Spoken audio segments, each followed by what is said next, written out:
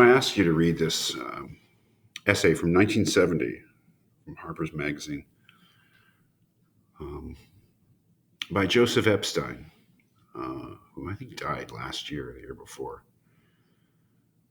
Homo Hetero, the struggle for sexual identity. Boy, just read it through, and parts of it are shocking. And, the language is shocking.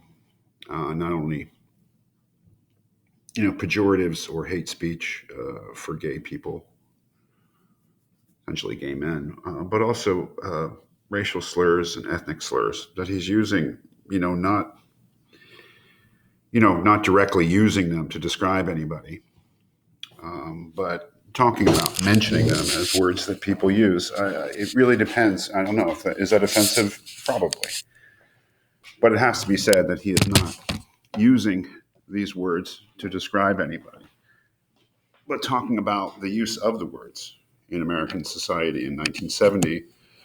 I have to say that I think it's fairly correct. I was 4 years old in 1970, but I think that the America that he's talking about, such words, it was pretty much the economy of words, but they are offensive words. And,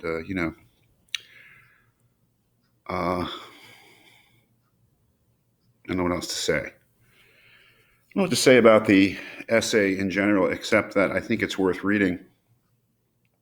And one of the reasons I think it's worth reading is because it sets up the next thing we'll read by Merle Miller, which was a direct response to this. That is, Merle Miller not only wrote a direct response for the New York Times Magazine, I believe.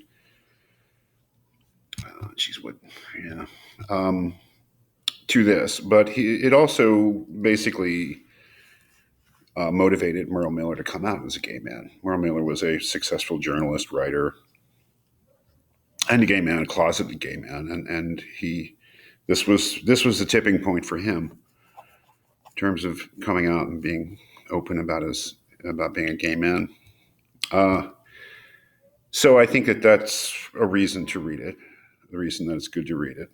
I think also if one of the things as we're sort of trying to understand history better and the history of different things, this I think gives a fairly accurate account of what would pass, I have to say, as a fairly progressive view, although that sounds almost crazy considering some of the things that he says. But maybe attitudes towards homosexuality in 1970 were crazy. But I think that this is not unrepresentative of not universal opinion, but but it's he's certainly not different or strange from a lot of people. So that this could almost, I think, be a candidate for what was actually mainstream heterosexual opinion, obviously, about homosexuality, about gay men, especially. It is, I think, like Simmons, almost exclusively about gay men. In fact, I think it is. I don't think Epstein has anything like gay women in mind. This is all about gay men, and maybe that's not so strange because it's obvious that Epstein is dealing with his own masculinity and his own heterosexuality here, and considers to some degree homosexuality, male homosexuality, gay men as a challenge. Believe it or not, to his own sense of his own masculinity and his own heterosexuality. I also think that was not unusual, especially in those days, amongst straight men, to be disturbed by gay men, to be disturbed by the very existence of gay men, and that disturbance having something to do with their own misgivings about themselves and their own doubts about their own masculinity. However crazy that may seem, I think it is an important part of homophobia. And that raises the question, obviously, whether this is a homophobic article. That I leave to you. I asked you in a study question whether it is homophobic or not. I don't want to comment on that. I want to hear what you have to say about that. So I won't say another word about it, homophobia, in regard to this. I think that there's a lot to be learned from the article. Some of the quotes from Freud are interesting, ways that homosexuality has been posed as a problem. And that's what it was, I think, in Epstein's mind, and I think that in a lot of people's minds, the straight world's mind, at least, that homosexuality was a problem. That is a conceptual problem, the very existence of it. And I think that comes down to the very existence of gay sex. That is, for him, really sex between men is something that is problematic. And deep down, it's quite clear that despite his admissions that there is no harm in gay sex, that there's no harm in being actively,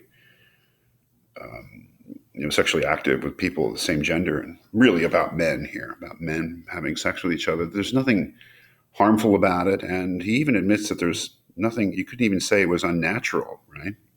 I mean, he admits that.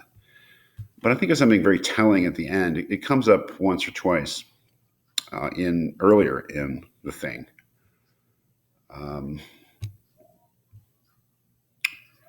But this is in the penultimate paragraph.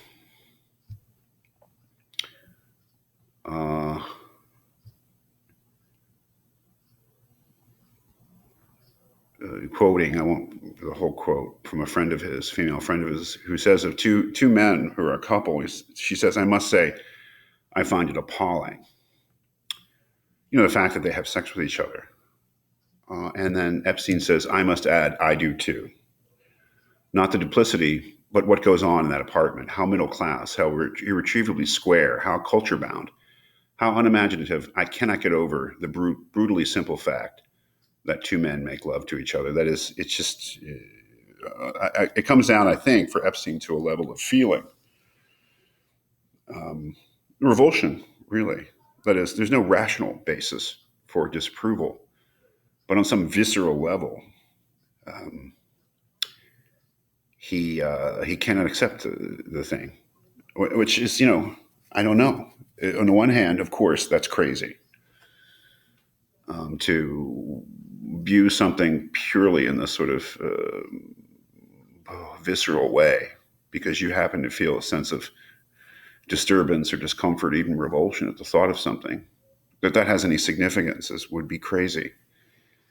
On the other hand, I think that you can learn something from reading this article, because the truth of the matter is that most people, their attitudes are pretty much formed on a sub-rational level by their feelings, and studies have been done about the revulsion response in people and how that tends to form their political attitudes. So I think a lot can be learned from reading this article. I don't find it an easy or pleasant read. I find it a highly unpleasant read. And it by no means is any kind of classic on the level of Oscar Wilde or Du Bois or, I mean, it's an article by a journalist in Harper's Magazine in 1970. So in itself, it is not great or important or even particularly well written, but it's a valuable document, I believe, that you can learn from. And at the very least, you have a sense of what one sort of probably representative, to some extent at least, opinion was about homosexuality and in 1970 in America.